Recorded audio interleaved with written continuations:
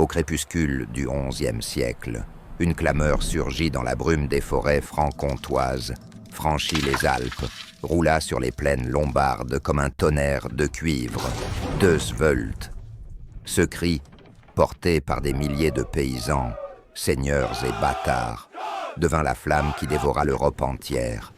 Des steppes ukrainiennes aux fjords norvégiens, hommes, femmes, enfants, quittèrent leurs chaumières, chaussèrent l'armure ou le sac de pèlerin, convaincus qu'en marchant vers Jérusalem, ils tenaient la clé du ciel.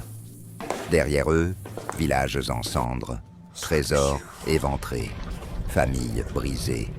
Devant eux, le désert, la soif, la mer de sable où Dieu et le diable jouaient aux dés. Imagine, je suis debout sur la colline de Clermont. L'air de novembre me brûle les joues. Et pourtant j'ai chaud, brûlant, comme si le vent lui-même avait pris feu. Autour de moi, des milliers de capes, de manteaux de fourrure, de visages hâlés par les travaux des champs. Ils respirent tous au même rythme, un rythme que je sens battre dans ma poitrine comme un second cœur. Au centre, sur une estrade de bois brut, Urbain II, petit homme voûté, voix de tonnerre.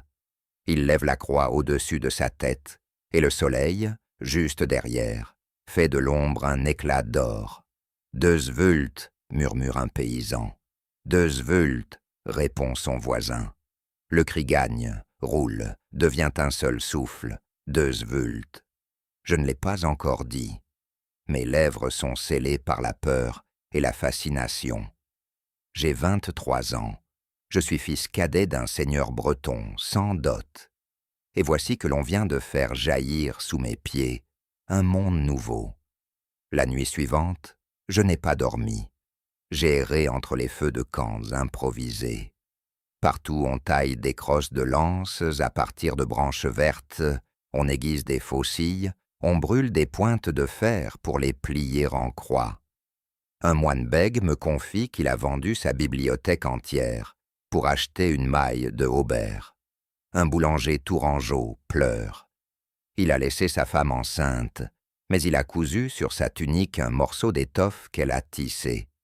Il dit que tant qu'il le portera, elle sentira son odeur. Je rentre chez moi, ou plutôt dans la petite chambre de pierre que mon oncle m'a concédée, et je vide ma cassette.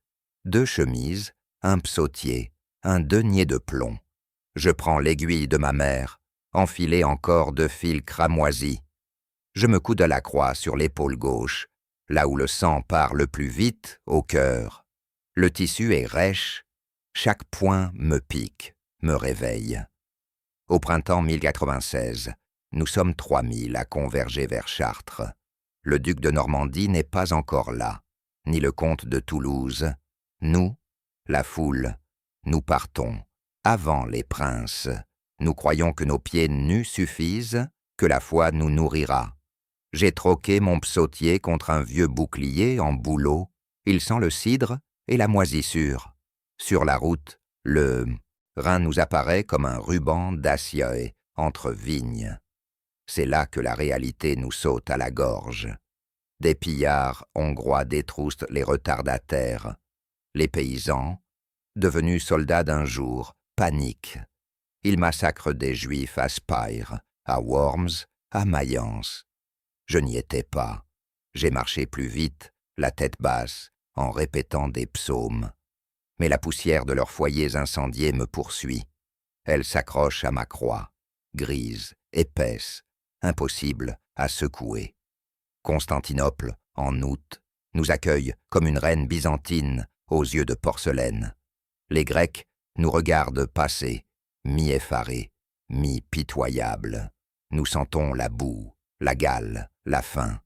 L'empereur, Alexis Comnène, nous distribue des pains à la croix fourrée, pour qu'on se souvienne qu'il est chrétien. Mais il nous interdit l'entrée de ses églises. Dans ma cellule de tente, j'écris sur un bout de parchemin. Nous sommes l'armée du Seigneur, et pourtant nous mendions. Les vrais princes arrivent, Bohémond de Tarente, Tancrède, le comte Raymond. Leurs bannières les flottent comme des îles de soie au milieu de notre cloaque. On nous aligne, on nous compte, on nous fournit des lances, des sarissas, des mules.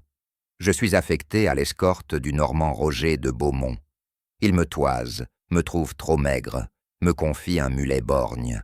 Je le nomme Cramoisi, pour la croix que je porte. Antiochia, octobre 1097. Le siège dure. Nous creusons des tranchées sous la neige, nos doigts noircis de froid. Les Turcs nous tirent des nuées de flèches. Elles sifflent comme des sarments au feu. 1, 2, 10 fois, je pense fuir. Puis, la nuit, où un chevalier provençal rapporte la sainte lance, la lance qui a percé le Christ, je sens une chaleur me remonter les bras. Nous dansons autour du fer rouillé, ivre de ferveur. Le 3 juin 1098, la ville tombe. J'entre en courant, trébuchant sur des cadavres encore tièdes. L'odeur est si âcre que je vomis dans mon casque. Pourtant, je trouve, dans une maison de marbre, une icône de la Vierge au visage d'or. Je la glisse dans ma chemise. Elle me brûle la peau comme un rappel. Jérusalem. Le mot est devenu une prière, une malédiction, un souffle. Nous marchons depuis des lunes, laissant derrière nous Antioche, nos morts, nos amputés. La route descend vers le sud, rouge, pierreuse.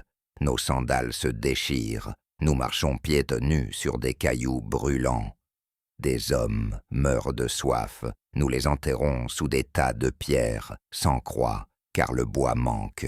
14 juillet, Mslo 99. Avant l'aube, nous sommes sur le mont des Oliviers.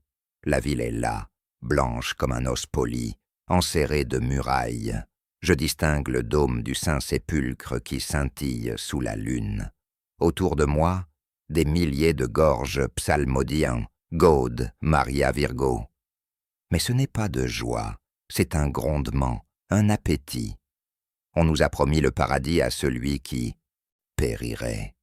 Je sens la promesse me tournoyer dans le crâne comme une étoile. Je serre mon bouclier fendu.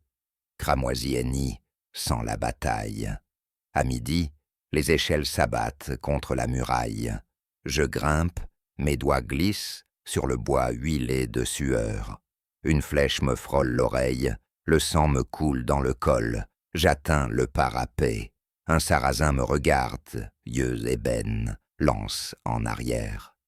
Je n'ai pas le temps de penser, je le pousse, il tombe. Dans la ville, c'est un fourmillement de rues, de marchés, de toits plats. Nous courons, fendons, criblons. Je perds Roger de Beaumont, je perds Cramoisi. Je retrouve mes pas devant le Saint-Sépulcre. La porte est close, barricadée. Nous la frappons avec la crosse d'un marteau de siège. Elle cède comme un os. L'intérieur est sombre, empli d'encens, de cris, de métal. Un prêtre orthodoxe me supplie en grec. Je ne comprends pas. Je m'agenouille, malgré le sang qui me colle aux genoux. Je touche la pierre du tombeau. Elle est tiède. Dehors, le soleil décline. Les croisades continuent à tuer, à piller. Je sors, l'icône de la Vierge toujours sur le cœur. Dans une ruelle, une fillette me regarde, muette. Je lui tends un morceau de pain. Elle le mord, puis s'enfuit. Le soir, les clochers de Jérusalem tintent toutes ensemble. Je m'assieds sur un muret, j'enlève mon casque, je respire. L'air sent la poussière, la sueur, la poudre, mais aussi le thym sauvage des collines. Je regarde mes mains. Elles sont noires, tremblantes, vivantes. Je me souviens de Clermont, du cri, de la croix cousue. Je me souviens de la neige d'Antioche, de la peur, de la faim.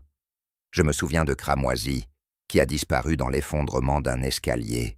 Et je comprends que ce n'est pas une victoire que je tiens entre mes paumes ensanglantées. C'est une clé qui ouvre un monde plus vaste, plus lourd, plus ancien que toutes nos rêves de chevaliers. Une clé qui, demain, fera naître des ordres, des forteresses, des légendes. Je ferme les yeux. Dans le lointain, un corps sonne la retraite. Les étoiles se lèvent, pâles, indifférentes. Je murmure, pour la première fois, les mots que j'ai appris sur la route. De slow vult. Mais ils ne sont plus un cri. C'est une promesse silencieuse, scellée dans la pierre et dans la chair. Le froid de décembre me mordait les jointures quand je franchis la poterne de David en 1119. J'étais à peine débarqué de la galée génoise qui m'avait ramené de la côte syrienne, les yeux encore pleins de l'éclaboussement des Valium et du sang des pirates que nous avions éventrés au large de Tortosa. J'avais 23 ans, la barbe drue, la maille rapiécée, et dans la besace, une lettre de mon oncle Godefroy qui me prévenait. À Jérusalem, le Christ est roi, mais la nuit appartient au diable. Je crus d'abord qu'il exagérait, puis je vis les villages en cendres, autour de la ville sainte, les caravanes massacrées, les femmes palestiniennes pleurant leurs enfants éviscérés, et dans la poussière du couchant, les silhouettes turques qui guettaient, comme des loups, le moment de fondre sur le pèlerin harassé. C'est là, sur le parvis de l'église du Saint-Sépulcre, que je rencontrai Hugues de Pins. Grand, maigre, le regard d'un gris d'acier trempé, il portait encore la cicatrice d'une flèche reçue lors du siège d'Antioche.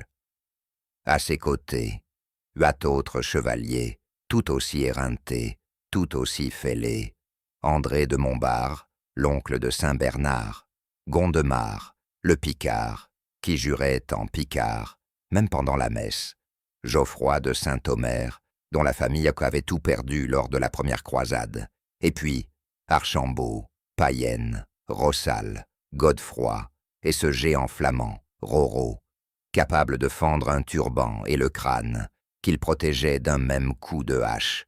9 seulement. 9 spectres trempés de sueur et de prière, mais 9 dont la détermination faisait trembler les remparts. Hugues s'approcha de moi, me jaugea comme on évalue une monture, et dit « Tu dors où, étranger ?» Je répondis « Là où Dieu me couche. » Il eut un sourire de braise. « Alors prépare-toi à veiller, nous gardons la route, et la route ne dort jamais. » La nuit suivante, je les accompagnais vers Wadi Moussa. Un convoi de pèlerins venait de Jaffa, 110 âmes, femmes, vieillards, 2 prêtres, un enfant portant une croix plus lourde que lui. Le soleil s'était couché comme une plaie béante, et la lune, ronde et cruelle, lavait le paysage d'une lumière de cadavre. Nous étions 13 au total, les 9 fondateurs, moi, et 3 frères bénédictins armés de doutes et de bâtons. Au milieu du premier guet, les Sarrasins tombèrent sur nous. Pas des soldats, des chacals, bandits syriens, turkmènes sans seigneur, restes d'armées dépecés. Leur chef, un géant au visage tatoué de versets coraniques, hurla une malédiction que je ne compris pas, mais dont le frisson me traversa encore quand je relatais cette nuit, 30 ans plus tard, au prieuré de Paris. Geoffroy de Saint-Omer reçut une flèche dans l'aisselle. Gondemar eut le nez fendu jusqu'à la gencive. Mais Payens, lui, resta droit comme une croix de fer, le bouclier levé, récitant le psaume « Deus laetifica juventutem meam ». Je vis ses yeux refléter la flamme des torches, et dans cette lueur, je compris que la peur n'avait plus prise sur lui. Nous les repoussâmes. 10 cadavres restèrent dans le sable. Nous n'eûmes que 12 chevaux et 4 ânes de valides, mais le convoi passa. À l'aube, les pèlerins nous baissèrent les mains, appelèrent ces 9 guerriers les pauvres chevaliers du Christ. Le nom resta, colla à la peau, comme une cicatrice bénie. 11 mois plus tard, le roi Baudouin II, secret fin de couronne, nous convoqua dans la salle du trésor, sous le temple de Salomon, ces galeries souterraines que les musulmans nommaient Al-Aqsa, mais que nous revendiquions comme l'ancien palais de David. L'air sentait le moisi des archives et la sueur des diplomates. Baudouin, maigre comme un clou, les yeux cernés de guerre, nous offrit un pacte. Vous serez frères, mais pas seulement. Vous serez moines, mais pas cloîtrés. Vous porterez la bure, la maille et la barbe. Vous répondrez au pape seul, et vous garderez ses chemins, comme Dieu garde les étoiles. Il nous tendit un parchemin, scellé de cire violette. J'étais le secrétaire d'alors. Je griffonnais les mots latins que Hugues dictait. Non nobis, domine, non nobis, sed nomini, tuoda gloriam. Pas pour nous, Seigneur, pas pour nous, mais à ton nom donne la gloire. Nous signâmes 9 signatures tremblantes, et en échange, le roi nous remit la clé d'une crypte vide, salle voûtée sous l'angle sud-est, où l'on disait que Salomon avait caché son trésor. Nous n'y trouvâmes que des rats, des reliques poussiéreuses et l'écho de nos propres voix. Mais cela suffisait. Nous y installâmes des paillasses, un autel de bois, une lampe à huile qui ne s'éteignait jamais. Le temple devint notre forteresse, notre prieuré, notre tombe promise. Pourtant, il fallait plus que 9 épées pour sécuriser 1000 lieues de désert. Hugues décida d'aller quérir des renforts là où l'on forge les âmes aussi sûrement que les lames, la France. Il embarqua à l'automne 1125, laissant Montbarde et moi à Jérusalem. Je gardais la crypte, les registres, la mémoire. Je veillais sur les reliques, un os de Saint-Georges, un clou supposé de la vraie croix, et ce cheveu de la Vierge que nous n'osions montrer de peur qu'il ne s'envole. Chaque matin, je montais au chevet de la ville. J'observais la route de Jaffa, et je comptais les silhouettes. Combien de pèlerins survivraient cette semaine? Combien reviendraient avec la foi intacte? Combien nous apporteraient leur obole, leur fils aîné, leur vie? Le compte devenait ma prière. Un soir, un moine arriva de Champagne, porteur d'une lettre de Bernard, l'abbé de Clairvaux. Son écriture grimpait sur la page comme une vigne sauvage. Ô frères du Christ militaire, je tends mes bras. Votre vocation est le feu dont l'Europe a besoin. Venez, recevez la règle, et vous serez l'épée et le bouclier du monde chrétien. Je lus ces mots à voix haute dans la crypte. La flamme de la lampe dansa, et je crus voir, sur les murs nus, s'inscrire l'ombre d'une croix qui grandissait. Montbarde, le visage buriné, murmura. Bernard est capable de convaincre les pierres de marcher. S'il nous bénit, nous ne serons plus 9, nous serons légion. Nous pleurâmes, nous rîmes, nous bûmes la dernière amphore de vin de Chypre, car nous sentions que l'histoire tournait. Hugues revint 2 ans plus tard, en 1127, avec la barbe plus longue, les yeux plus creusés, mais le front ceint d'un auréole de victoire. Il avait parcouru la France, la Bourgogne, l'Angleterre, l'Empire. Partout, il avait brandi notre bannière blanche à croix rouge, et partout des seigneurs avaient déposé l'épée sur l'autel, promettant terre, serre, deniers et leurs propres fils. Il me remit un rouleau où s'alignaient 125 noms. Je déroulai le parchemin. Les lettres semblaient des galions sur une mer de possibles. Parmi eux, des futurs maîtres de province, Robert de Craon, Hugues de Rigaud, Païenne de Montdidier. Hugues me dit « Chaque nom est une pierre. Ensemble, nous bâtirons un mur entre le Christ et l'enfer. » Je répondis « Et si le mur s'effondre ?» Il me regarda, et pour la première fois, je vis la peur dans ses prunelles. Alors, nous serons la brèche. Au printemps 1129, le concile se tint à Troyes. La nef gothique de Saint-Étienne embauma l'encens et la sueur des prélats. Bernard, mince comme un clocher, la voix flûtée mais tranchante, prêcha devant archevêques, comtes et même Thibaut, le palatin de Champagne, qui n'avait jamais cédé à personne, pleura. Je me tenais derrière Hugues, la tête rasée selon la règle, la tunique blanche neuve si raide qu'elle froissait ma peau. Quand Bernard déclara Ces hommes sont des moines à l'épée, des chevaliers à la prière. Le chœur entonna le Veni Creator. Les vitraux projetaient des rubis et des saphirs sur nos visages, et je me sentis transformé en vitrail vivant, fragment de lumière sacrée. Le pape Honorius, absent mais représenté par sa croix céruléenne, confirma la règle. Nous prêtâmes vœux, pauvreté, chasteté, obéissance, et cette quatrième, notre invention. Proteger peregrinos, defender terrain sanctam. Protéger les pèlerins, défendre la terre sainte. Quand nous récitassions en chœur, la nef vibra, les chandeliers tanguèrent, et je crus que le Christ lui-même descendrait de sa croix de pierre pour nous adopter. La nuit suivante, dans la crypte de Clairvaux, Bernard nous convoqua. Il nous remit chacun une petite croix de tissu rouge, cousue de ses propres mains, dit-on. Il nous dit « Portez-la sur votre cœur, car c'est là que l'ennemi visera. » Je cousis la mienne dans ma tunique, près du sein gauche, puis il nous offrit une bourse de deniers, pièces frappées à Paris, si neuves qu'elles mordirent ma paume. Voici votre première aumône, que vos épées la multiplient. Nous nous prosternâmes.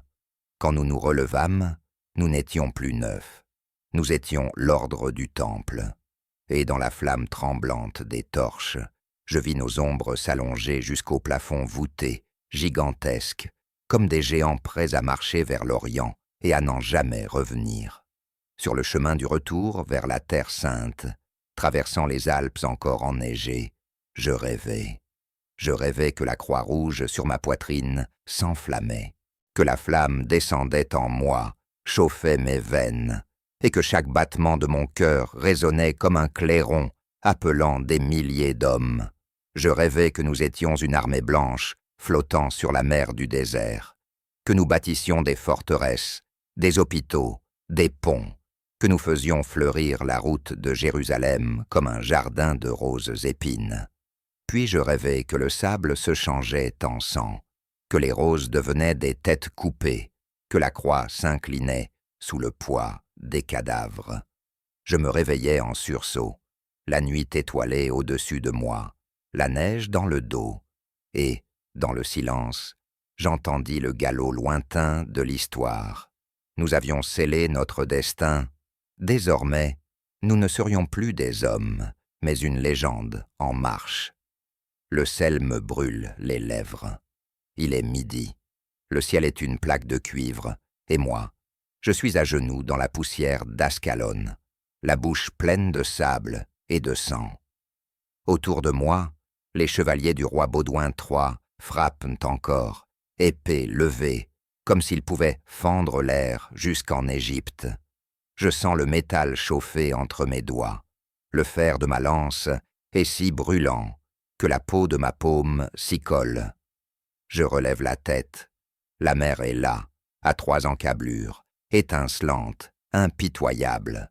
Elle claque ses dents de sel contre la digue comme un chien affamé. Et moi, je comprends que cette ville n'est pas une ville, c'est une gueule ouverte sur le Nil, sur l'or des califes, sur les caravanes de l'encens et du bitume, une gueule que nous devons fermer, où nous serons engloutis. Je m'appelle Hugues de Périgord, j'ai 31 ans. J'ai survécu à Antioche, à Tripoli, à la peste de Tyr.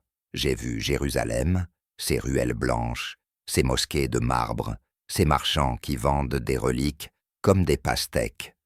Mais Ascalon est autre chose, une lèpre de briques cuites au soleil, entourée de douves vertes où pullulent les crocodiles de boue. Depuis 6 mois, nous campons dans ces ruines. Nous avons creusé des tunnels sous ces murs. Nous y avons enterré des bœufs entiers pour faire crouler les fondations. Nous avons prié, jeûné, flagellé. Rien. Les Fatimides rinent derrière leurs créneaux. Ils nous répondent par des volées de flèches en bambou, si légères qu'elles sifflent comme des mouches. Une m'a frappé hier, juste au-dessus de l'oreille. Le fût est resté planté, dressé, comme un drapeau miniature. J'ai dû le briser à coups de dents pour l'arracher. Le bois sentait le cumin et la merde de chameau. Le roi Baudouin est jeune, trop jeune. Il a la barbe claire, les mains tremblantes, et des yeux de faucon qui n'ont jamais tué. Il prie 8 fois par jour. Il pleure en confessant ses rêves de fornication. Il nous ordonne de construire des tours de siège avec des planches de sarcophage pillées dans les églises romaines. Les morts protestent, leurs noms gravés craquent sous le poids des catapultes. J'ai reconnu un Matfredus de Montpellier sur une poutre. Je l'ai touché.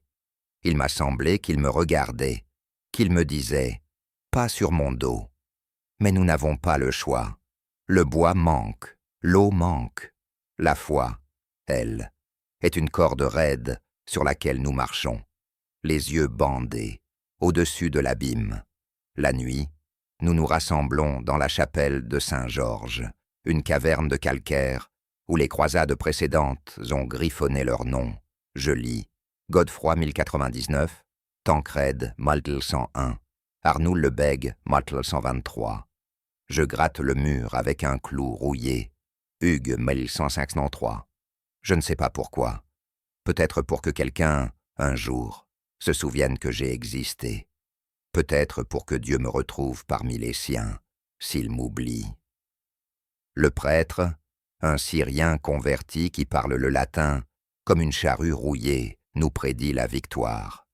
Il brandit une relique, un orteil de Saint-Étienne, noir, recroquevillé, qui sent le soufre. Nous le baisons à tour de rôle.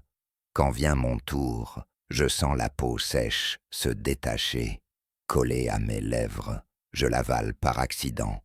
Je passe la nuit à vomir des fragments d'os, à me demander si j'ai mangé un sein, ou si c'est lui qui me mange de l'intérieur. À l'aube, les Fatimides sortent. Ils sont magnifiques. Leurs armures de cuir verni reflètent le soleil comme des écailles de poisson. Leurs chevaux, petits, nerveux, dansent sur le sable. Ils portent des plumes d'autruche dans les crins, des boucliers ronds peints de mains rouges. Leur général, un eunuque noir, nommé Abou al-Foutou, crie dans un français approximatif. « Rentrez chez vous, chien, la mer vous attend !» Il brandit une bannière verte où était brodé un verset du Coran en lettres d'or. Je ne comprends pas l'arabe, mais je sens le sens. Nous sommes des intrus, des cafards, dans la cuisine de Dieu. Baudouin répond par une bénédiction. Il fait sonner les cloches de nos chapelles mobiles. Le bronze teinte, tremblant, comme une cloche de noyer. La bataille est un ouragan de poussière. Je suis dans la première ligne, derrière un bouclier de cuir bouilli que j'ai moi-même tanné avec de l'urine de mulet. Une flèche frappe le centre. Le cuir se fend, la pointe me gratte le sternum. Je tombe, je me relève, je cours, je frappe encore. Je ne vois plus rien, juste des ombres qui s'entrechoquent, des bouches qui hurlent, des yeux qui s'éteignent. Je tue un homme, je crois. Il portait un turban bleu. Il m'a regardé, juste avant. Ses yeux étaient marrons, avec des taches d'or. Il a dit quelque chose, je ne sais quoi. Je sens son sang sur mes mains. Il est tiède, épais, il sent la cannelle. Je le goûte, je ris, je pleure. Je ne sais plus, nous gagnons. Peut-être. Les Fatimides se replient vers la mer. Ils laissent derrière eux des chariots brûlants, des femmes enchaînées, des enfants qui pleurent dans des langues que je ne connais pas. Nous pénétrons dans Ascalon. La porte est fendue, noircie par le feu grégeois. Je marche sur des cadavres. Les pierres sont si chaudes que mes semelles de cuir fondent. Je sens la chaleur me monter dans les mollets. Je entre dans une maison. Elle est vide. Il y a un pot de cuivre encore fumant sur le feu. Je l'ouvre. C'est du riz, avec des raisins et des amandes. Je mange, jusqu'à vomir. Je m'endors, sur le seuil, la tête dans mes bras, comme un chien. Je rêve. Je vois cramoisi, mon mulet d'antan, celui que j'avais perdu à Jérusalem. Il me regarde, de ses yeux de borgne. Il me dit « Tu as fermé la gueule, mais la mer reste. » Je me réveille en sueur. La nuit est tombée. La ville est silencieuse. Pas un cri, pas un chant. Juste le bruit des vagues, là-bas, derrière les murs, qui léchent les pierres comme une langue de bête. Je sors. Je marche dans les rues. Partout, des croix tracées, au charbon sur les portes. Des croix inversées, des croix brisées. Je comprends. Les habitants ont fui, ou pire. Je trouve une église, elle est ouverte, l'intérieur est noir.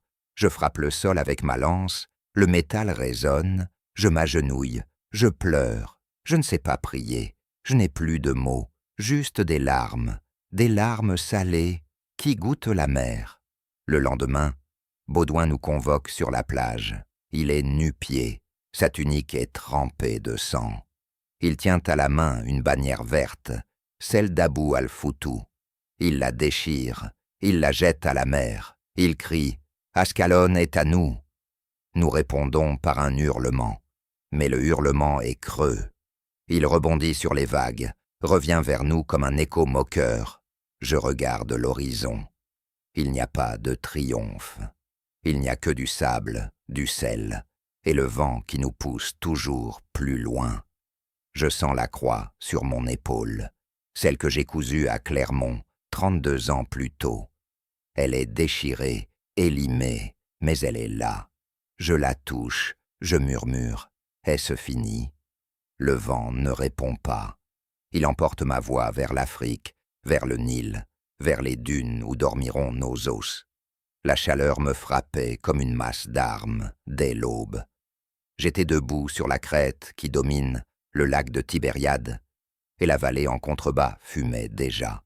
Pas de foyer, pas de village, juste la poussière qui s'élève quand 30 000 sandales piétinent la terre sèche.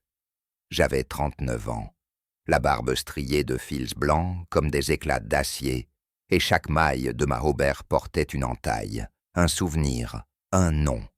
Sous la cotte, ma chemise de lin était collée à la peau. La sueur y avait tracé des cartes de la terre sainte que je ne parvenais plus à laver. À mes pieds, le rocher était si brûlant que j'aurais pu y faire cuire un œuf. J'aurais voulu être ailleurs, dans la brume de Bretagne, dans la neige du Perche, n'importe où l'eau coule, sans qu'on la supplie. Mais j'étais là, et le soleil, déjà haut, promettait un enfer de feu et de soif. Je regardais derrière moi. Les tentes s'étageaient en amphithéâtre improvisé, toile crème et écarlate cloutées de croix mal alignées.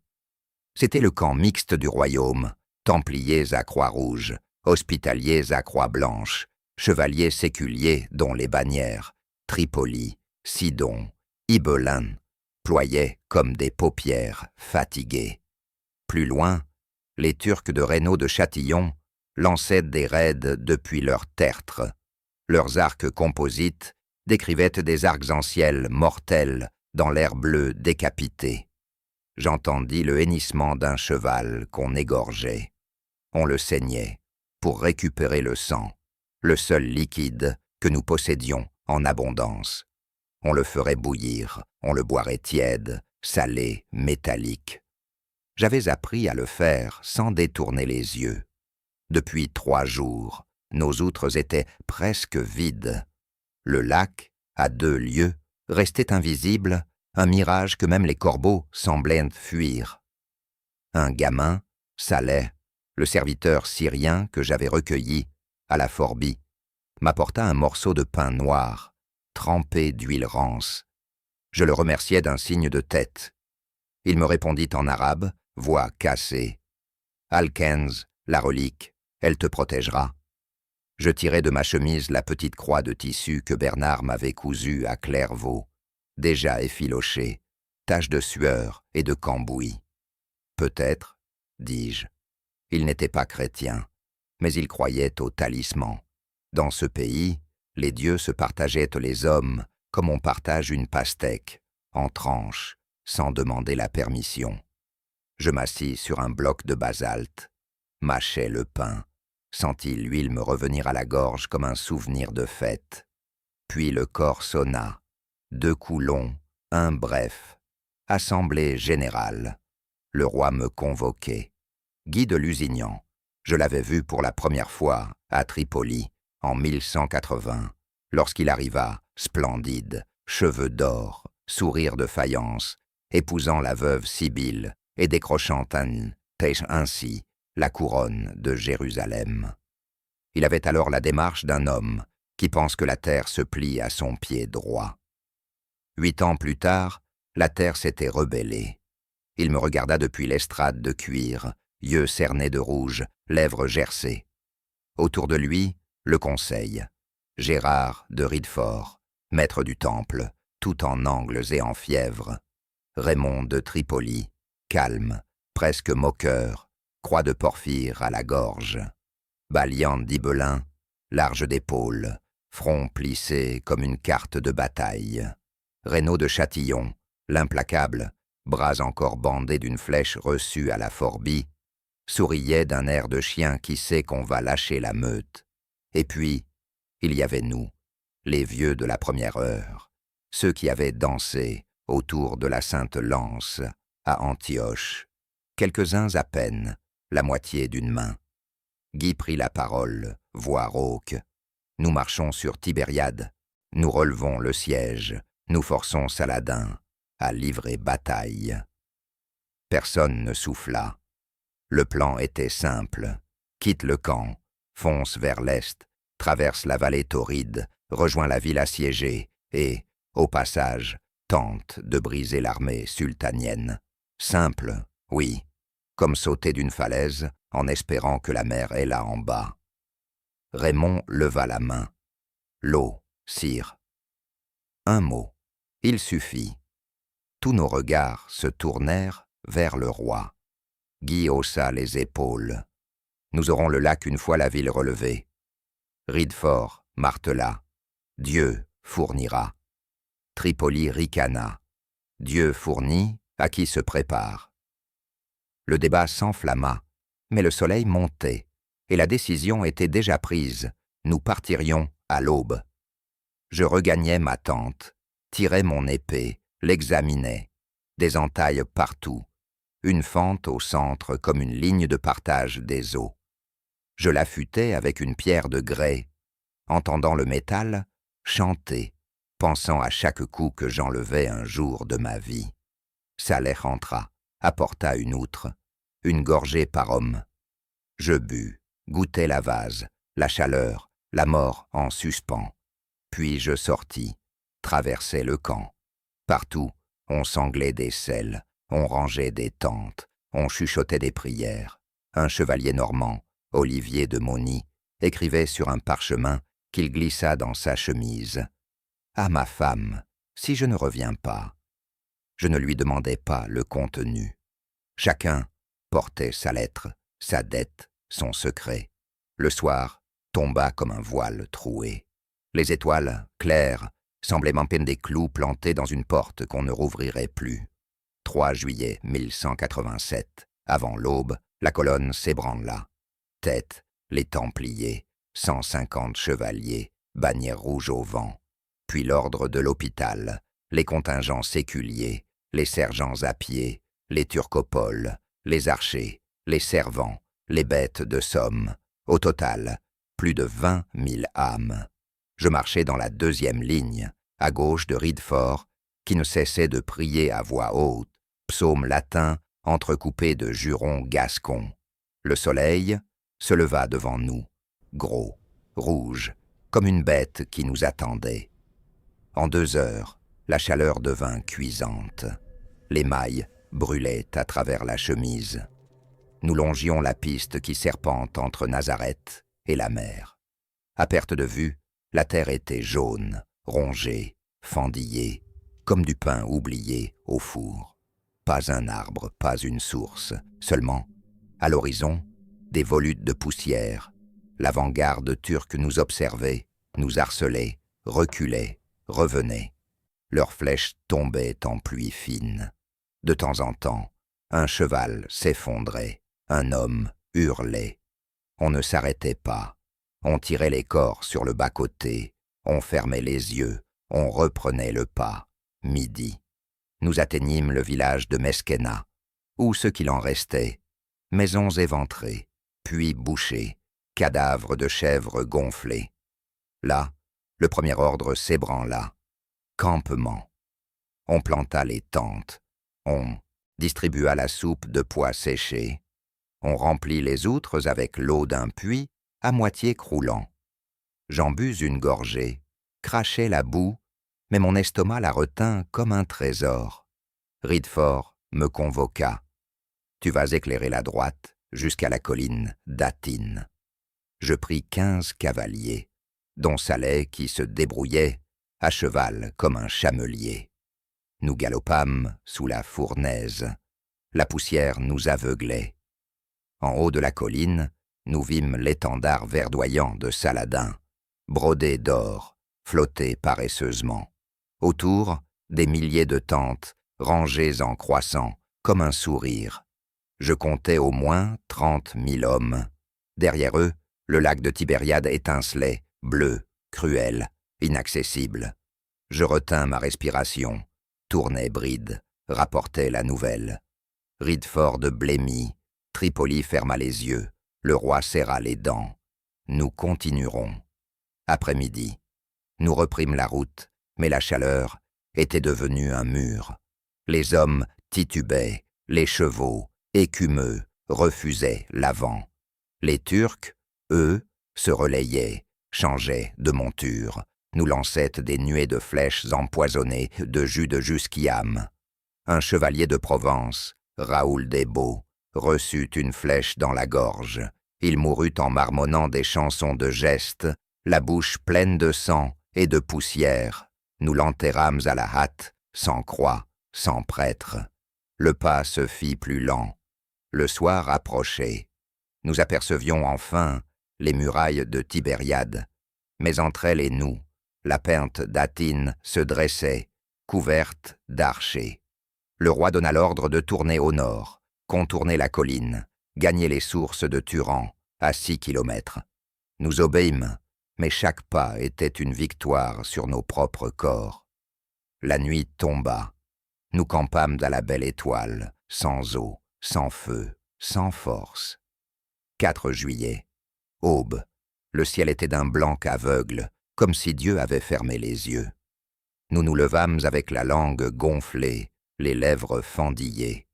Les outres étaient presque sèches. On en distribua une lampée par homme. Je donnai la mienne à un jeune sergent blessé à la cuisse. Il me regarda comme si je lui remettais la vie elle-même. Puis le corps sonna. Bataille.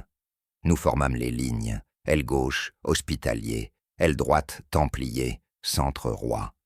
Je pris place derrière Ridefort, l'épée à 2 mains. Le soleil surgit, immense, nous frappa de face. Devant, la colline d'Athènes, dense d'archers, scintillante de lances. Derrière eux, le lac, toujours. Le lac, bleu, impassible. J'entendis le chant des muezzins, puis le tambourin des tambours turcs, puis le rugissement de notre propre charge. Dieu le veut. Nous démarrâmes au trot, puis au galop, puis à la course folle. Les chevaux glissaient sur la poussière. Certains s'effondrèrent, rotules brisés. Une pluie de flèches s'abattit. Mon bouclier en prit 3, vibrantes comme des doigts. J'atteignis la première ligne turque FIA, tournoyer mon épée, sentis la lame mordre un bras, une côte, un visage. Le sang éclaboussa, chaud, presque rafraîchissant. Autour, le chaos. Chevaux qui cabrent, hommes qui hurlent, drapeaux qui s'en mêlent. Je vis Ridford à 5 mètres, transperçant un émir, criant « Pour le Christ !» Puis une masse turque heurta mon écu. Je basculais, roulais, retrouvais l'équilibre, continuais. Première heure, nous percions, gagnant du terrain, atteignant le flanc de la colline. Deuxième heure, les rangs turcs se resserraient, repliaient, mais sans rompre. Troisième heure, la soif nous rattrapa. Les hommes commencèrent à chanceler, à chercher des ombres inexistantes. Je vis un frère templier, frère Alain, tomber à genoux, boire la poussière, puis recevoir une lance dans le dos. Je courus vers lui, trop tard. Le soleil, à son zénith, était un enclume. Nos armures devenaient des fours. Je sentis mes tempes tambouriner, ma vue se brouiller. Je dus m'accrocher à mon cheval pour ne pas m'effondrer. Puis les tambours changèrent de rythme. Les archers reculèrent, laissant place aux cavaleries lourdes, mamelouks, kurdes, noirs et dorés. Ils fondirent sur nous comme une marée. Je parai 2 coups, reçus un 3e sur le casque, vis 30 étoiles, puis le noir. Je repris mes sens dans un nuage de poussière, à terre, le cheval couché mort sur ma jambe. Mon épée était partie, mon casque fendu. Autour, le carnage, corps français, normands, provençaux, entassés. Plus loin, la Croix-Rouge du Temple, encore debout, entourée d'anneaux turcs. Je criais, mais ma voix était un chuchotement de gercure. Je tirais mon poignard, tranchais la sangle du cheval, libérais ma jambe. Je rampais vers la croix. Une flèche me frappa l'épaule, une autre rasa mon oreille. Je atteignis enfin Ridefort. Il était à genoux, 2 lances dans le ventre, encore vivant. Il me regarda, yeux injectés. La relique. Je sortis la croix de tissu, la lui tendis. Il la baisa, la serra contre sa maille, puis expira, bouche ouverte comme pour boire enfin. Je pris son épée, me levai, hurlai, frappai autour. Une dizaine de Turcs reculèrent, surpris par ce fantôme ensanglanté. Puis un mamelouk me heurta. Je volai à terre, perdis le souffle, et cette fois, le noir fut complet. Je revins à moi, au crépuscule. Le champ était silencieux, fumant. Les corbeaux commençaient leur festin. Je me relevai, boitant, crachant du sable mélangé de sang. Partout, des visages connus. Olivier de Mauny, les yeux grands ouverts, vidés. Frère Alain, la main encore serrée sur son épée brisée. Salès, le Syrien, couché sur le flanc, doigts tendus vers le lac, comme pour en barrer l'accès aux vivants. Je fermai leurs paupières une à une. Puis je vis la bannière royale, déchirée, plantée dans un monticule. Autour, une poignée de prisonniers attachés. Le roi Gassi était là, vivant, mais la tête baissée, les mains liées, à ses côtés, Renaud, blessé, grognant. Je voulus m'approcher, mais une lance me bloqua.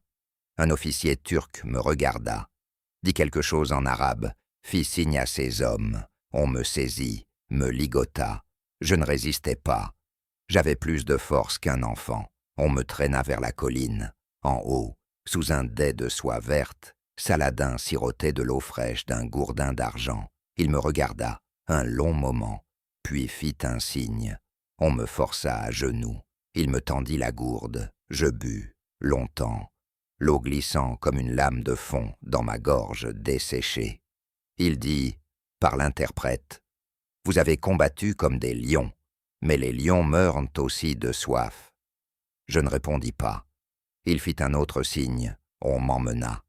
Dans la nuit, prisonniers entassés dans une clairière, je retrouvai quelques frères, 3 templiers, 2 hospitaliers, une vingtaine de sergents. Nous étions nus jusqu'à la ceinture, les armures empilées, loin. On nous lia les poignets avec des cordes de chameau. Un garde raconta que la bataille était finie.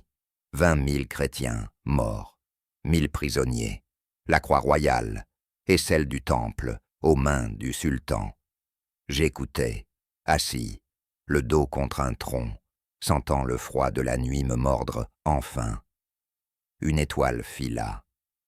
Je pensais à Ridefort, à la croix de tissu qu'il avait serrée en mourant. Je la cherchais dans ma chemise. Elle avait disparu, arrachée au combat. Je fermai les yeux.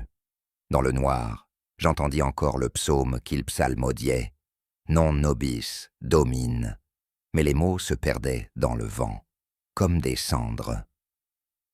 2 jours plus tard, on nous mena à Damas. Sur la route, Je vis les têtes de nos frères plantées sur des pics. Gérard de Ridefort, visage encore barbu, yeux clos, bouche entr'ouverte, comme pour crier un ordre. Je vis aussi celle du roi, mais Saladin, dit-on, l'épargna pour l'utiliser en otage. Reynaud de Châtillon, lui, fut décapité de la propre main du sultan. On nous distribua aux prisons, carcères souterrains, noirs, humidité, rats. Là, je restai 6 mois. Chaque matin, j'entendais l'appel à la prière musulmane. Chaque soir, je récitais le Notre Père, langue gonflée. Je pensais à Jérusalem, à la Vierge que j'avais touchée dans l'église du Saint-Sépulcre, à la promesse de Clermont, à la croix cousue sur mon épaule.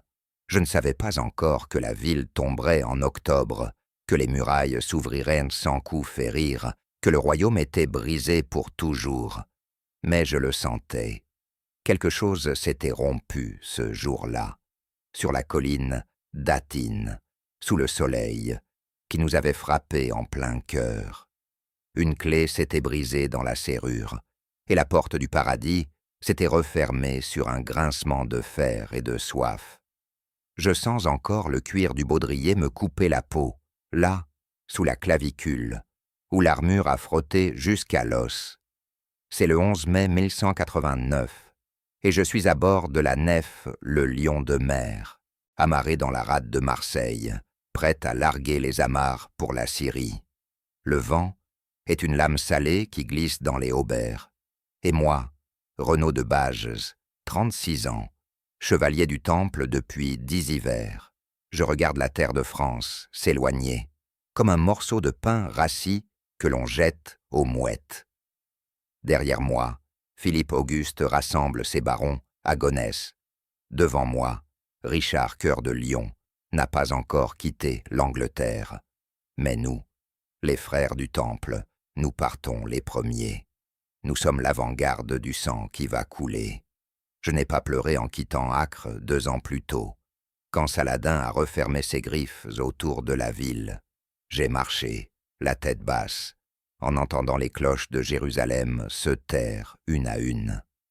J'ai vu les drapeaux verts hissés sur les murs de Tibériade, et j'ai compris que le royaume franc, ce rêve de pierre et de cire, se fissurait comme un calice trop plein. Mais ce matin, alors que les voiles se gonflent et que le gréement craque, je sens une larme, une seule, glisser dans ma barbe. Elle est tiède, salée, et elle goûte le fer de mes mailles. Je la laisse aller.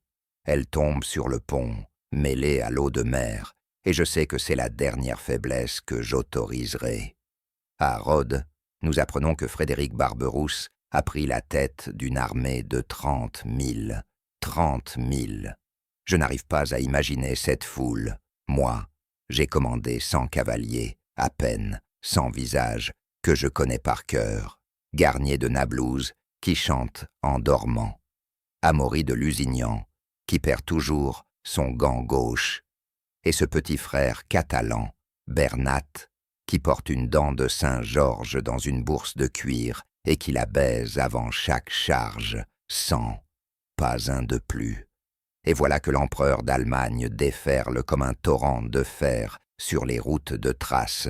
Je ris, seul, dans ma cabine. Le sort nous jette des alliés comme on jette des os à des chiens affamés. Nous accostons à Tyr en juillet. La ville est une coquille vide. Les marchands ont fui. Les églises sont condamnées. Les murs suintent encore la poudre des dernières batailles. J'y retrouve mon vieil ami Érard, frère de Saint-Jean, les yeux cernés de malaria. Il me serre dans ses bras, me parle de Hatton, de la croix perdue, de l'eau empoisonnée du lac.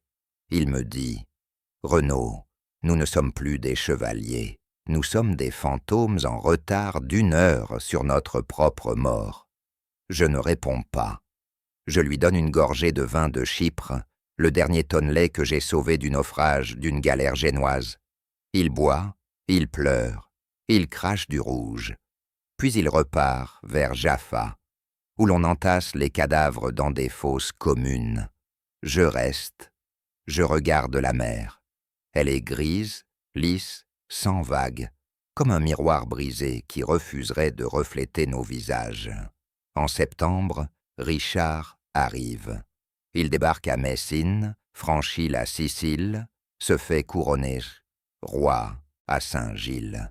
On nous envoie à Lyon le prévenir. Le roi des Anglais est un lion, mais il a les griffes de velours. Je le vois pour la première fois à Acre, en avril 1191. Il est grand, roux, la barbe en bataille, les yeux d'un bleu si clair qu'on dirait des lames de glace. Il porte une tunique rouge cousue d'or, mais pas de haubert. Il dit « Je me bats mieux sans mailles, le sang coule plus vite. » Il me regarde, moi, petit provincial aux épaules carrées, et il me nomme le Breton. Je ne le corrige pas.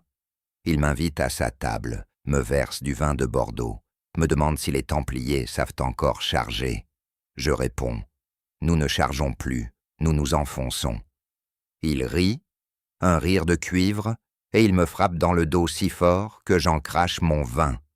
Puis il me confie 100 marcs d'argent pour réparer nos fortifications.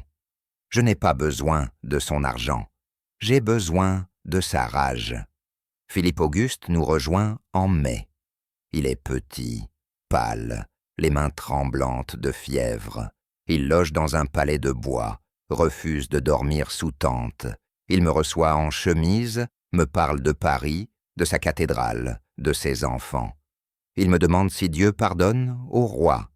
Je réponds « Seulement s'il meurt debout ». Il détourne les yeux. Il sait que sa dysenterie le rongera avant Saladin. Il me donne 50 arbalétriers, des hommes de Picardie aux doigts gercés. Je les prends. Je les fais chanter des psaumes en latin. Ils rient. Ils disent que je suis fou. Je leur réponds « La folie est l'armure de Dieu ». Nous campons sous Acre. La ville est un ulcère. Les murs sont noirs de fumée. Les portes condamnées par des chaînes de fer. Saladin est là-dedans, derrière ses tours, avec ses archers, ses génies, ses médecins qui soignent les plaies avec du miel et du vinaigre. Nous creusons des tranchées, nous construisons des béliers, nous bricolons des tours de siège avec des mattes de navires. Je dors dans une grotte, partagée avec un porc-épic que j'ai baptisé Hugues, en mémoire de notre premier maître. Il me réveille en grattant ma barbe, je lui donne des dates, il me rend des rêves. Juillet 1191, nous attaquons. Je suis dans la première vague, derrière un bouclier de cuir bouilli, peint d'une croix rouge si vive qu'elle enseigne. Les flèches sifflent comme une pluie de fer. Une me transperce l'avant-bras. Je l'arrache, continue. Je frappe la porte avec une masse. Le bois cède comme un os. J'entre. L'intérieur est un four. Les Fatimides nous attendent, lances en avant. Je tue un homme, puis un second. Le troisième me regarde. Il a 15 ans, des taches de rousseur, les yeux verts. Il me dit en francique, « Pas moi ». Je le tue quand même. Je ne sais pas pourquoi. Je pleure en le frappant. Je pleure encore quand je tombe, épuisé, sur un tas de cadavres. Le porc-épic me réveille en me lechant le visage. Il est vivant. Moi aussi. Acre tombe, le 12 juillet. Richard entre en héros. Philippe en convalescent. Saladin négocie, retarde, promet des otages. Richard perd patience. Il fait exécuter 3000 prisonniers sur la plage. Je suis là, sur la dune, à regarder les têtes rouler. Le sable boit le sang comme un vin tiède. Je ne sens rien. Je pense à la fillette de Jérusalem, à la croix que j'ai avalée, à cramoisie. Je pense que nous ne sommes pas des chevaliers, nous sommes des fossoyeurs en costume. Nous marchons vers Jérusalem. Richard veut la prendre. Philippe veut rentrer. Je veux dormir. Nous traversons la Charonne, la plaine où les roses sauvages sentent le cadavre. Les hommes meurent de soif, de dysenterie, de nostalgie. Je enterre un frère, Pierre de Brie. qui me demande d'envoyer sa chemise à sa mère. Je la coupe en deux, j'en fais un linge, j'envoie l'autre moitié par un marchand génois. Je ne sais pas si elle l'a reçu, je ne sais pas si elle sait qu'il est mort. À Arsouf, le 7 septembre, Saladin nous attaque. Il est là, en personne, sur un cheval noir, vêtu de blanc. Il porte un turban vert, un sabre recourbé. Il crie « Allahu Akbar ». Nous répondons « Deus vult ». Le choc est un ouragan. Je perds mon cheval, je continue à pied. Je tue un émir, je prends son turban, je le noue autour de ma taille. Je deviens un sauvage, je cours, je frappe, je mords. Je sens la barbe de l'ennemi entre mes dents. Je ris, je pleure, je ne sais plus. Richard gagne. Il entre à Jaffa, il bâtit un palais, il rêve de Jérusalem. Mais la ville est là, blanche, inaccessible, comme une vierge qui se moque de nos plaies. Il négocie avec Saladin, il propose sa sœur en mariage, il propose le Christ contre Mahomet, il propose tout, rien. Nous restons, nous attendons, nous mourrons. En avril 1192, je suis à Jaffa, Richard est parti, blessé, fiévreux. Il m'a confié sa bannière, une croix rouge sur blanc, tachée de son sang. Je la garde, je l'attends chaque matin, je la ramasse chaque soir. Je sais que nous ne reprendrons pas Jérusalem. Je sais que nous ne rentrerons pas. Je sais que nous sommes devenus des légendes pour les enfants des cours d'Europe, des statues sur des tombeaux, des noms dans des prières. Mais moi, je suis là, vivant, la barbe grise, les mains tremblantes, le cœur en cendres. Je regarde la mer. Elle est toujours là, grise, lisse, sans vagues. Elle attend. Elle sait que nous reviendrons toujours, que nous sommes le rêve qui ne meurt jamais, le cri qui ne s'éteint pas, la croix qui ne rouille pas. Le sel de mes larmes se mêlait à la poussière du Bosphore. J'étais à genoux sur le pont de la galée vénitienne, San Nicolo, ma tête encore pleine du fracas des cloches de Zara. Ces cloches qui avaient tinté sous nos coups de bélier 9 ans plus tôt, quand nous avions pris la ville chrétienne pour payer notre croisade à nous, pauvres fous armés de croix et de dettes. Maintenant, avril 1204, je regardais Constantinople s'approcher comme un rêve trop grand pour mon âme.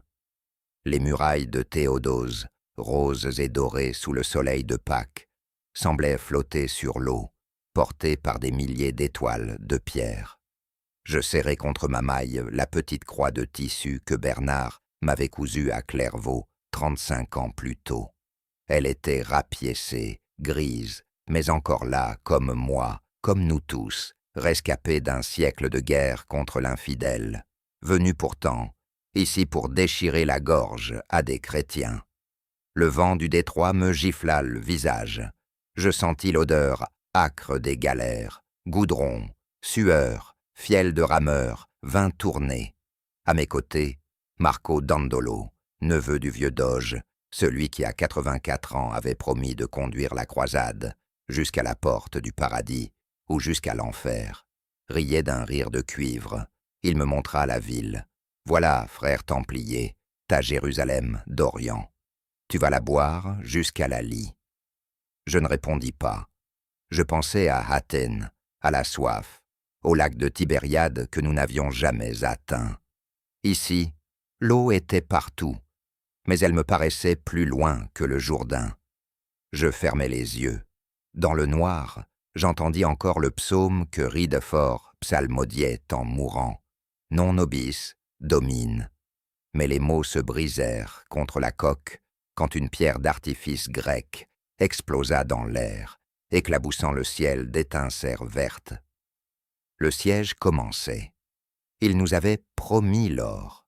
Nous, pauvres chevaliers du Christ, nous traînions des dettes depuis Gênes, depuis Marseille, depuis l'Angleterre, où j'avais hypothéqué mon domaine de Périgord pour payer l'équipage de 3 galères. Le jeune Alexios, l'empereur déposé, le fugitif crachant des promesses, nous avait juré. Aidez-moi à reconquérir mon trône, et je vous paierai 10 fois 100 000 marques d'or. Je nourrirai vos armées, je réparerai l'église schismatique. 10 fois 100 000. Je revois encore la lueur dans les yeux du doge, quand il entendit le chiffre, une flamme de Cupidon, plus vive que toutes les torches de Clermont. Moi, j'avais honte. Je me souvenais de la fillette de Jérusalem, en 1199, qui m'avait regardé, muette, quand je lui tendis du pain. Je me souvenais de la croix cousue sur mon épaule, chaque pointe une prière. Mais j'avais 61 ans, mes jointures gonflées, mes terres ruinées par la guerre, et la croix avait besoin de nouveaux clous. Je signai, nous signâmes tous. Le contrat fut scellé dans la cathédrale de San Marco, sous la coupole de mosaïque où les apôtres semblaient nous regarder avec des yeux de victimes. Le premier assaut échoua. Nous fonçâmes sur la chaîne de fer qui barrait le Corne d'Or. Les Grecs avaient tendu entre les tours des liens épais comme des troncs, recouverts de lames tranchantes. Nos échelles glissèrent, nos mains saignèrent. Je vis un sergent normand, Guillaume de Vire, se faire sectionner les doigts comme des saucisses. Il tomba dans l'eau si bleue, si claire, si cruelle. Je tirai mon épée, hurlai, montai, quand même. Une flèche me frappa l'aisselle, la maille céda, la pointe entra, glissa entre deux côtes. Je sentis le sang chaud couler sur ma chemise, se mélanger à la sueur. Je n'en tombais pas, je grimpai encore, atteignis le parapet. Un Grec m'attendait, visage olive, yeux de braise. Il leva sa lance, je la saisis, la tirai, le fis basculer dans la ville. Il cria, un cri qui résonna dans ma tête pendant des nuits. Je me retrouvais sur le rempart, seul, entouré de drapeaux bleus à double aigle. Je fis 3 pas, puis une hache byzantine me fendit le casque. Je chutai dans le vide, retombais sur le pont de la Galée, inconscient. Quand je rouvris les yeux, le doge me penchait dessus. Tu vis, Templier, la ville aussi, encore. Sa barbe blanche était tachée de sueur, de vin, de poussière. Il me tendit une coupe, bois. Demain, nous briserons la chaîne. Je bus. C'était du vin de Crète, amer, âpre, mais il brûla ma gorge comme une promesse. Le lendemain, nous brisâmes la chaîne. Les Vénitiens avaient reconstruit des tours de siège sur des bateaux, des châteaux flottants percés de meurtrières. Nous poussâmes, râmes, hurlâmes. Les Grecs tirèrent du feu grégeois, un liquide visqueux qui flambe au contact de l'eau. La mer devint un lac de feu. Je vis un navire entier, 120 hommes, fondre comme une bougie, les rameurs sauter, bras en flammes, priant la Vierge ou Allah. Cela n'avait plus d'importance. Mais nous passâmes. Une torche lance-flamme atteignit la tour du doge. Il resta debout, drapé dans un manteau rouge, brandissant l'étendard de Saint-Marc, comme un empereur de carnaval. Nous fendîmes la chaîne, nous ouvrîmes le Corne d'Or, nous débarquâmes. Je mis pied à terre à l'aube du 12 avril, sur la rive nord de la ville, dans un quartier de jardins en fleurs. Les rosées étaient écarlates, comme si elles avaient bu le sang de la veille. Je marchais. Ma botte gauche était remplie de sang coagulé. Chaque pas faisait un bruit de ventre qui se vide. Je n'avais plus d'épée. Je pris une hache trouvée dans une remise. Je la levai. Je frappai la première porte. Elle céda. À l'intérieur, une famille, grand-père, mère, 2 enfants. Ils me regardèrent. Je levai la hache. Je ne la baissai pas. Je ne sais pas ce qui me retint. Peut-être la croix de tissu, coincée entre ma maille et ma peau, qui me brûlait comme un rappel. Je reculai. Je sortis. Je laissai la porte ouverte. Je marchai encore. Derrière moi, j'entendis d'autres portes voler en éclats, d'autres cris. Je ne me retournai pas. Nous pillâmes comme des démons. Les églises furent vidées, l'orfèvrerie de Saint-Sauveur, les reliques de la couronne d'épines, les icônes peintes sur bois, les évangéliaires en or. Je vis un chevalier flamand, Gérard de Malines, fourré dans sa cape une vierge en ivoire, si grande qu'elle lui battait les cuisses comme une maîtresse. Je vis des soldats démanteler l'autel de Sainte-Sophie, arracher les plaques d'argent, arracher les yeux des mosaïques.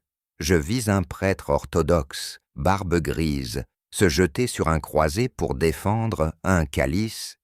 Il reçut un coup de hache dans la nuque, tomba, le calice roula, sonnant comme une cloche, répandit le vin consacré sur les dalles. Le sang et le vin se mêlèrent, formant une mare pourpre où se reflétait la coupole, immense, indifférente. Je passais devant, je baissais les yeux, je ramassais une pièce d'or byzantine, une solidus, frappée au visage de l'empereur Jean. Je la gardais, je ne sais pas pourquoi, peut-être pour payer mes dettes, peut-être pour payer mes péchés. La nuit, nous fîmes feu dans les palais. Les soies s'enflammèrent comme des ailes de papillons. Les parfums, ambre, musc, encens, montèrent en fumée, si épaisse qu'elle nous fit tousser, nous fit pleurer. Je me retrouvai dans une salle aux murs de marbre rose. Des fresques représentaient des guerriers byzantins, lances levées, chevaux caparaçonnés. Ils me regardaient, je leur parlais. Je suis devenu ce que je haïssais. Ils ne répondirent pas. Je m'endormis sur un tas de tapis persans. Je rêvais de Cramoisi, mon mulet d'antan, qui me regardait de son œil de borgne. Il me disait « Tu as fermé la gueule à Ascalon, mais ici tu l'as ouverte. » Je me réveillais en sursaut. Une femme était là, debout, vêtue de noir. Elle me tendit une coupe d'eau. Je bus. Elle disparut. Je ne la revis jamais. Le 15 avril, nous couronnâmes Baudouin de Flandre, empereur de Constantinople. Il avait 30 ans, des favoris de velours, une cape d'hermine volée dans le trésor des paléologues. Il monta sur le trône de Sainte-Sophie, un trône si vaste qu'il lui battait les mollets comme un enfant sur un banc d'église. Le patriarche latin, un Français, un ancien moine de Cluny, lui mit la couronne sur la tête. Nous chantâmes le Te Deum. La voix de 1000 hommes résonna sous la coupole, monta vers les anges peints, s'écrasa contre les murs de marbre. Je chantais aussi. Ma voix était rauque, brisée par la fumée, par le sang, par les larmes. Je pensais à Jérusalem, à la pierre du Saint-Sépulcre que j'avais touchée, tiède, en 1099. Je pensais à la croix que j'avais cousue sur mon épaule, à Clermont, quand j'avais 23 ans. Je la touchais. Elle était là, mais elle ne brûlait plus. Elle était froide, comme un os. Je restais à Constantinople 6 mois. J'aidais à établir la nouvelle administration. Je reçus une part de butin, 3 boutiques dans le quartier juif, 2 maisons près du port, une icône de la Vierge aux yeux d'or que je n'osais vendre. Je la gardais, je la regarde, encore. Ses yeux me suivent, me jugent, me pardonnent peut-être. Un jour, je pris un bateau pour la Terre Sainte. Je voulus retourner à Jérusalem, mais la route était coupée. Saladin avait gagné. Le royaume était mort. Je débarquai à Tyr, je montai à Nazareth. Je vis la basilique en ruine, les murs noircis. Je me rendis au Saint-Sépulcre. Il était encore debout, mais vide. Les Grecs avaient fui, les Latins aussi. Je m'agenouillai, je pleurais. Je laissai tomber la solidus de Jean dans la boîte d'aumône. Elle tinta, un son clair, métallique, qui résonna sous la voûte comme un dernier adieu. Je repartis. Je ne suis jamais retourné à Constantinople. Mais chaque nuit, je revis la ville en feu, les roses écarlates, la Vierge en ivoire, la femme en noir. Je revis la croix de tissu, déchirée, perdue dans la mêlée. Je revis le doge, la barbe blanche, tachée de vin, me disant « Tu vis, Templier ». La ville aussi, plus jamais. Et je revis mes mains noires de sang, tenant une hache, frappant une porte, frappant un visage. Je les regarde, encore. Elle tremble, elle ne se lavait plus. Elle porte la marque de Constantinople, la marque de la croix contre la croix, la marque du paradis perdu. Le sel me ronge la barbe, mais c'est le silence qui me tue. J'ai passé la nuit dans la crypte du château de Caesarea, accoudé à une pierre tombale romaine, où quelqu'un a gravé Marinus, centurion, en lettres qui saignent encore de poussière rouge. Je n'ai pas dormi. J'ai compté les gouttes de condensation qui tombèrent du plafond voûté, une par une, comme des oboles sur les paupières des morts. Quand la torche s'est éteinte, j'ai entendu le cœur de la terre battre sous mes semelles. Boum, boum, le même rythme que le tambour que nous frappions à Hattin, quand nous croyions encore que Dieu se servait de nos os pour frapper le temps. C'est là, dans le noir humide, que j'ai compris que la croix que je porte n'est plus faite de bois ni de fer. Elle est faite de souvenirs, et chaque souvenir est un clou. Désert, toujours le désert. Nous marchons depuis Akko, 120 chevaliers du Christ, la bannière rouge effilochée comme une plaie qui ne cicatrise jamais. Le roi Jean Brienne nous a rejoints à la veille de la Pentecôte. Il a les yeux d'un hibou nocturne et la démarche d'un homme qui a vendu son ombre au diable pour payer sa couronne. Il m'a regardé, moi le dernier des témoins de Ridefort, et il a murmuré « J'ai besoin de ton souvenir, frère. Moi, je n'ai que des projets. Toi, tu as des cicatrices. » J'ai souri sans dents, car 3 me manquent, arrachés par le mauvais vin de Jaffa et le bon poing d'un mamelouk. J'ai répondu « Les cicatrices, sire, sont des cartes, mais elles mènent toutes au même endroit, au trou. » Il a détourné la tête, mais il m'a gardé près de lui. Je suis devenu son atlas de la douleur. Nous longeons la côte, comme des fourmis sur le fil d'un couteau. À notre gauche, la mer est un miroir brisé, où se reflètent les visages de ceux que nous avons perdus. À notre droite, les collines de Samarie roulent leurs épaules de pierre sous un ciel qui sent le cuivre chauffé à blanc. Le frère Guillaume de Chartres, notre nouveau maître, marche à la tête, la barbe jusqu'au nombril, la voix de basse qui fait vibrer le sable. Chaque soir, il nous récite la règle autour du feu, mais il ajoute un verset qu'il a inventé. Souvenez-vous que le sable est un livre où chaque grain est une lettre de sang. Je l'ai entendu dire cela en crachant une dent. Il l'a ramassée, l'a regardée, l'a mise dans sa bourse. Pour payer le péage du Styx, a-t-il dit. Nous avons tous ri, mais nous avons su qu'il était sérieux. À Château-Pèlerin, la forteresse que nous avons bâtie sur l'os des croisés morts, en mer, je retrouve la pierre que j'avais plantée là, 10 ans plus tôt. Elle est là, grise, lisse, portant l'empreinte de ma main gauche, celle qui tient encore l'épée. J'appuie ma paume dessus. Elle est tiède, comme si elle avait gardé la fièvre de mon sang d'alors. Le frère Bernard, le plus jeune de nous, un gamin de Dijon qui n'a pas encore de barbe, me demande « C'est vrai que vous avez vu le Christ à Hattin ?» Je lui réponds « Non, mais je l'ai entendu râler quand nous avons bu l'eau des morts. » Il devient livide, puis il sourit, car il sait que la vérité est toujours plus crue que la légende. Je lui donne mon ancienne cotte, trouée de 12 places. Il l'enfile. Elle lui va comme une seconde peau. « Porte-la jusqu'à ce qu'elle te porte, » dis-je. Il part en trébuchant, heureux comme un enfant qui reçoit l'épée de son père. Nous franchissons le gué de Nar el-Kelb, le fleuve du chien. Les eaux sont rouges, non pas de sang, mais de terre rouge que la pluie a lavé des montagnes. Je plonge la tête dedans, bois jusqu'à en avoir la gorge en feu. Je vois alors une femme, sur l'autre rive, voilée de noir, qui me regarde sans bouger. Ses yeux sont des olives vertes. Elle lève la main. Elle tient une croix de bois brûlée. Je fais un pas. Elle disparaît. Je n'ai pas crié.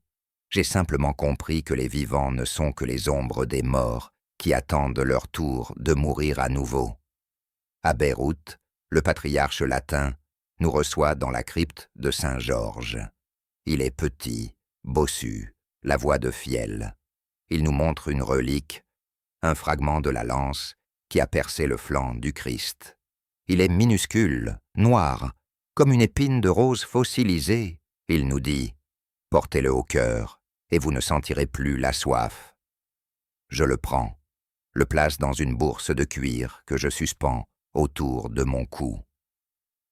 La nuit suivante, je rêve que la lance grandit, qu'elle me traverse, qu'elle me cloue au sol. Je me réveille en sueur, mais je n'ai plus soif. Je comprends alors que la relique ne nous protège pas. Elle nous transforme en ce qu'elle a touché. Je deviens un trou béant, une plaie qui marche. Nous remontons vers la montagne, vers le col de Saint-Michel, où les vents tourbillonnent comme des esprits en peine. Le frère Thomas, un ancien trouvère de Poitiers, compose une chanson qu'il chante en marchant. Nous ne sommes pas 9, nous ne sommes pas 1000, nous sommes la mémoire des 9, la promesse des 1000. Nous répondons en chœur, nos voix rauques, nos pas synchronisés. Les échos répètent « mémoire, promesse ». J'ai l'impression que la montagne elle-même nous suit, qu'elle attend que nous tombions pour nous engloutir. À Jérusalem, nous ne rentrons pas. Nous campons à 6 lieues, sur la colline d'Abou Ghosh, où l'air sent le thym et la poussière de l'Apocalypse. Le roi Jean veut prendre la ville, mais Saladin est là, dans l'ombre, avec ses yeux de lynx. Nous creusons des tranchées, nous plantons des pieux, nous baptisons chaque pierre du nom d'un frère mort. Je nomme la mienne Ridefort. Elle est rugueuse, elle me saigne la paume chaque fois que je la touche. Je souris. C'est sa manière de prier. Un soir, un éclaireur turc est pris vivant. On le mène au roi. Il est jeune, la moustache drue, les mains liées avec la ceinture de son propre turban. Il nous regarde, nous les croisés, hagards, et il dit en francique « Vous cherchez la ville, mais la ville est déjà en vous. Elle vous dévore de l'intérieur. » Jean Brienne le fait décapiter. La tête roule jusqu'à mes pieds. Les yeux restent ouverts. Je les ferme avec 2 doigts. Ils sont tièdes. Je murmure « Je sais ». Nous partons en reconnaissance vers le sud, jusqu'à Bethléem. Je marche seul, la nuit, dans la grotte où l'on dit que le Christ est né. Il n'y a plus d'étoiles, plus de mages, plus de bergers. Il n'y a que la poussière et l'odeur de cire fondue. Je m'agenouille, pose la lance relique sur la pierre de l'autel. Je reste là, immobile, jusqu'à ce que l'aube me trouve transi. Je comprends, alors que la légende n'est pas ce que nous construisons. Elle est ce qui nous tombe dessus, comme la pierre du tombeau, comme la poussière du temps. De retour au camp, je trouve le frère Bernard. Il est mourant. Une flèche sarrasine lui a fendu le ventre. Il me regarde, me tend ma vieille côte trouée. Elle me protégera, dis-tu? Je hoche la tête. Il sourit, crache du sang, meurt. Je l'enterre dans la côte. Je plante ma pierre, Ridefort, sur sa tombe. Je lui donne mon nom. Il devient Bernard de Ridefort. Je deviens le gardien de sa mémoire. Nous reprenons la route vers la côte. Nous ne prenons pas Jérusalem. Nous ne prenons pas Saladin. Nous prenons des noms, des pierres, des cicatrices. Je ramasse un caillou pour chaque frère mort. Ma besace en pèse 18. À chaque étape, j'en enterre un. Je grave une croix sur la terre. Je crache dessus pour sceller la promesse. Le roi Jean me regarde, épuisé. « C'est ainsi que tu gagnes ?» Je réponds. « C'est ainsi que je ne perds pas. » En 1221, nous regagnons Akko. Il ne reste de nous que 63 chevaliers. Mais chaque maille de nos haubers est une page d'un livre que personne ne lira. Le frère Guillaume de Chartres me convoque dans la chapelle du Temple. Il est mourant de la fièvre du Nil. Il me remet la croix de l'ordre, celle qu'Hugues de Payns a portée à Troyes. Elle est légère, presque transparente, comme une flamme éteinte. Il dit « Tu es le dernier témoin, raconte ». Je prends la croix, la serre contre ma poitrine. Je sens la brûlure de chaque grain de bois. Je promets. Ce soir-là, je sors sur les remparts. La mer est noire, lisse, sans étoiles. Je tends la croix vers l'Orient. Je murmure « Non nobis, domine, non nobis ». Le vent l'emporte. Je reste là, immobile, jusqu'au matin. Je sais que demain, je repartirai, que je chargerai encore, que je tuerai encore. Mais je sais aussi que je ne suis plus un homme. Je suis la mémoire qui marche, la légende qui saigne, la croix qui ne rouille pas. Je suis le dernier grain de sable qui refuse de tomber dans l'oubli. Je sens le sable me ronger les os, pas celui de la mer, non, celui du désert, le même qui a bu le sang de mes frères, à Gaza, à la Forbie, à Mansoura. Il est entré dans mes bottes, sous mes ongles, dans la fente de mes dents. Il me gratte la peau, comme s'il voulait me déshabiller de ma chair, et me rendre à la poussière d'où je suis venu. C'est 1244, et je m'appelle encore Renaud, même si plus personne ne prononce mon nom. J'ai 74 ans, la barbe blanche comme la cendre de Saint Jean d'Acre, et je marche vers la dernière porte. Derrière moi, il ne reste plus que des ruines qui fument et des souvenirs qui saignent. Je suis à Ascalon, ou ce qu'il en reste. Les murs que nous avions pris, il y a 90 et quelques saisons, sont à nouveau éventrés. Les Fatimides sont partis, les Khwarezmiens sont venus, et maintenant c'est le chaos. J'ai revu la mer, hier soir, en me penchant sur un puits à moitié effondré. Elle était là, immobile, grise, comme un vieux miroir fendu. Elle ne reflétait plus rien, ni croix, ni croissant, ni visage. Juste le ciel poussiéreux d'un été qui ne veut plus finir. J'ai bu une gorgée d'eau saumâtre et j'ai vomi du sable. J'ai regardé mes mains. Elles tremblaient, mais elles tenaient encore une épée. Une épée rouillée, tordue, mais c'était la mienne. Celle que j'avais prise à un Turc en 1099, que j'avais reforgée à Tripoli, que j'avais cachée dans une citerne à tir quand les Sarrasins avaient pris la ville. Elle porte encore une entaille près de la garde. C'est la marque d'un coup que j'avais porté à un émir à Hattin, un coup qui n'avait servi à rien. Je l'ai remise au fourreau ce matin. Elle a grincé comme une porte de cimetière. Nous sommes 300. 300 rescapés de la sexte croisade, 300 spectres en auberge trouée, 300 hommes qui ont vendu leur chaîne de captifs pour une dernière monture, une dernière outre, une dernière messe.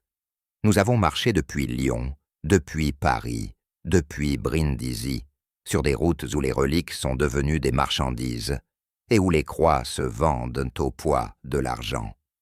J'ai vu des évêques trafiquer des fragments de la vraie croix, comme des morceaux de pain rassis.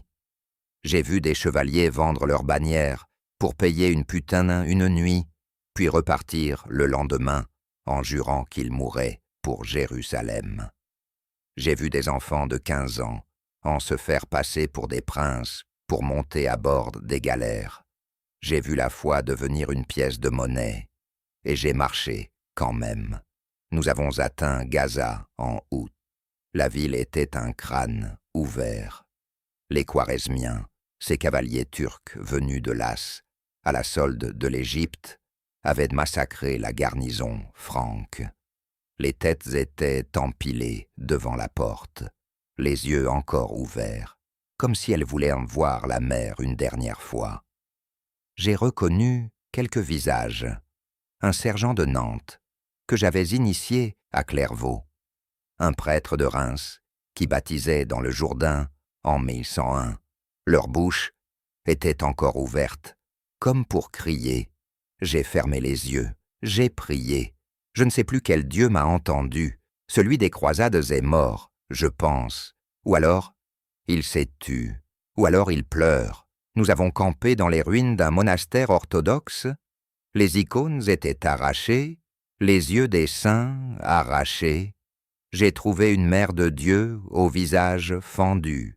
Je l'ai prise, je l'ai glissée dans ma chemise. Elle me pique la peau comme une épine. La nuit, j'ai rêvé de Cramoisi, mon mulet d'antan. Il me regardait de son œil de borgne et il me disait « Tu as fermé la gueule à Ascalon, tu as ouvert la gueule à Constantinople, mais ici, c'est la gueule du monde qui se referme. » Je me suis réveillé en sueur. J'ai entendu des cris. Les Khwarezmiens nous avaient trouvés. J'ai pris mon épée, j'ai tué un homme, puis un second. Le troisième m'a fauché la jambe, je suis tombé. J'ai vu le ciel, étoilé, indifférent. J'ai cru que c'était la fin, ce n'était qu'un début. On m'a traîné à Damas, j'étais prisonnier, encore. Les chaînes étaient plus lourdes qu'en 1987, mais la soif était la même. J'ai bu de l'eau de cisterne, noire, épaisse, qui sentait la mort. J'ai marché, entravé, jusqu'à une cellule souterraine, où j'ai partagé l'ombre avec un Grec, un Arménien et un Kurde. Le Grec m'a appris à manger des vers de farine. L'Arménien m'a appris à prier en silence. Le Kurde m'a appris à rêver de neige. Moi, je leur ai appris à mourir sans crier. Nous avons creusé un tunnel, nous avons fui, nous avons été repris. Le Kurde a été crucifié, l'Arménien a été lapidé, le Grec s'est noyé dans la cuvette d'Aisance. Moi, on m'a vendu à un marchand d'esclaves. J'ai travaillé dans une carrière de pierre, jusqu'à ce que mes mains ne soient plus que des griffes. J'ai échappé à la mort 14 fois. J'ai oublié mon nom. Je ne suis plus qu'un homme qui marche. Je suis revenu à Jérusalem en 1247. Pas la Jérusalem que j'avais prise en 1999, une autre. Une ville fermée, murée, vide. Les portes étaient condamnées. Les croix avaient été arrachées. Les cloches étaient muettes. J'ai marché autour des remparts. J'ai compté les pierres. J'ai trouvé une brèche. J'ai rampé. J'ai atterri dans un jardin abandonné. Il y avait un figuier. Il y avait une source. J'ai bu. J'ai pleuré. J'ai dormi. J'ai rêvé de la fillette à qui j'avais donné du pain. Elle était là, vieille, les yeux vides. Elle m'a dit « Tu es revenu ». J'ai répondu « Je n'étais jamais parti ». Elle a disparu. J'ai regardé le ciel. Il était bleu. Pour la première fois, il était bleu. Je suis resté 6 mois. J'ai vécu comme un ermite. J'ai mangé des figues. J'ai bu l'eau de la source. J'ai parlé à Dieu.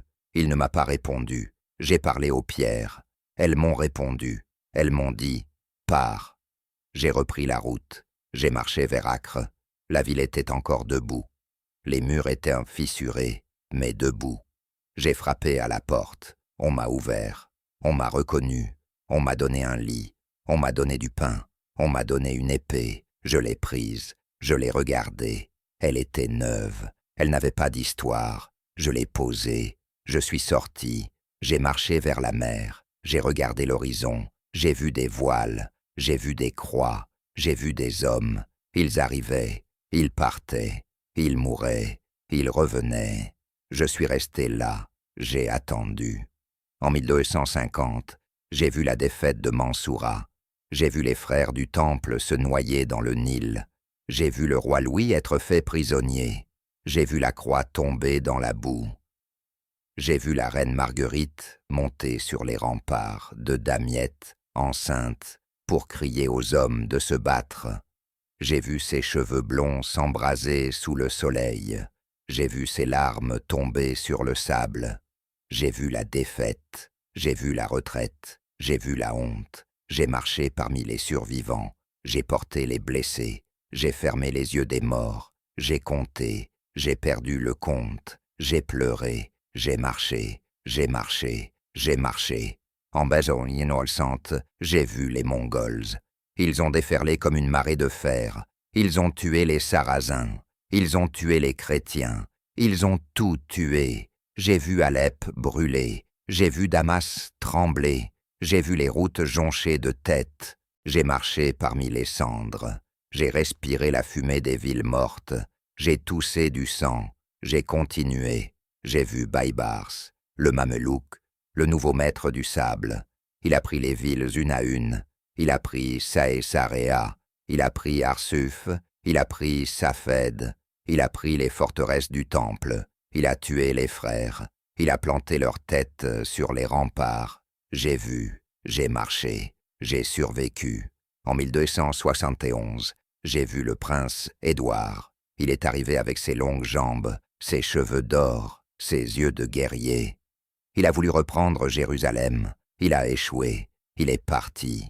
Il est devenu roi. Il a oublié. Je suis resté. J'ai vu la ville une dernière fois. Elle était fermée. Elle était vide. Elle était morte. J'ai tourné les talons. J'ai marché vers Acre. C'était la dernière ville, le dernier port, le dernier rêve. En 1889, j'ai vu Tripoli tomber. Les Mamelouks ont pris la ville. Ils ont tué. Ils ont brûlé. Ils ont détruit. J'étais là. J'étais dehors. J'ai vu les flammes. J'ai entendu les cris. J'ai fermé les yeux. J'ai compté les morts. J'ai perdu le compte. J'ai marché. J'ai marché vers Acre. J'ai dit, c'est la fin. J'ai attendu. En mai 1991, j'ai vu la fin. Baïbars est mort, mais son fils aîné, Al-Ashraf, a pris sa place. Il a rassemblé l'armée. Il a marché sur Acre. J'étais là. J'étais dans la ville. J'étais sur le mur. J'ai vu les tentes. J'ai vu les drapeaux. J'ai vu les machines. J'ai vu la mer. Elle était rouge. Elle était noire. Elle était vide. J'ai tenu une épée. Elle tremblait. J'ai prié. J'ai crié. J'ai tué. J'ai vu les portes se briser. J'ai vu les rues se remplir de sang. J'ai vu les frères tomber. J'ai vu le roi fuir. J'ai vu la reine pleurer. J'ai vu l'enfant mourir. J'ai vu la croix tomber. J'ai vu la fin. Je suis dans une barque. Je rame. Je fuis. Je regarde la ville derrière moi. Elle brûle. Elle coule. Elle meurt. Je regarde mes mains. Elles sont noires. Elles sont vides. Je regarde la croix que j'ai cousue sur mon épaule en 1096. Elle est déchirée. Elle est sale. Elle est là. Je la touche. Je la serre. Je la garde. Je ferme les yeux. J'entends le cri de Clermont.